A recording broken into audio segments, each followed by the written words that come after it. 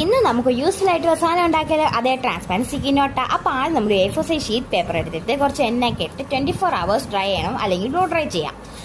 പിന്നെ നമ്മൾ അതിൻ്റെ അതുകൊണ്ട് ഒരു വര വരച്ച് അതങ്ങ് വെട്ടണം. അപ്പോൾ ഇതിൽ ശ്രദ്ധിക്കേണ്ട കാര്യം, നമ്മൾ എണ്ണ തേച്ചുകൊണ്ട് നല്ല പെട്ടെന്ന് കത്രിക പോകും. അപ്പോൾ ഒന്നെങ്കിൽ കൈ മുറിയോ അല്ലെങ്കിൽ നമ്മൾ വരകളൊക്കെ വിട്ടോ. അപ്പോൾ ഈ മടക്കിയിരിക്കുന്ന വരകളില്ലേ, അതിലാണ് നമ്മൾ വെട്ടേണ്ടത്.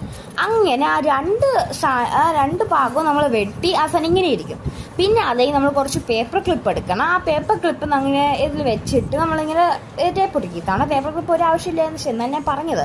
എന്നിട്ട് നമ്മൾ കട്ടില്ലാത്ത പേപ്പർ അതിൻ്റെ അകത്ത് ഇതും പിന്നെ ഇത് കളർ അടിച്ചു. ഫെവിക്കോൾ ഒരു ഇതും ചെയ്തില്ല. അതുകൊണ്ട് നമ്മൾ ഫെവി ബോണ്ടാണ് ഉപയോഗിച്ചത്. അത് പക്ഷെ ശരിയായി കേട്ടോ. അതുകൊണ്ട് ഫെവി ബോണ്ടാണ് ഉപയോഗിക്കണം നല്ലത്. അവസാനം അത് ഒട്ടിച്ചു. പിന്നെ കുറച്ച് ഡെക്കറേഷനിൽ ഇതൊക്കെ ചെയ്ത് അവസാനം ഇതായിരുന്നു നമ്മുടെ ഫൈനൽ റിസൾട്ട്.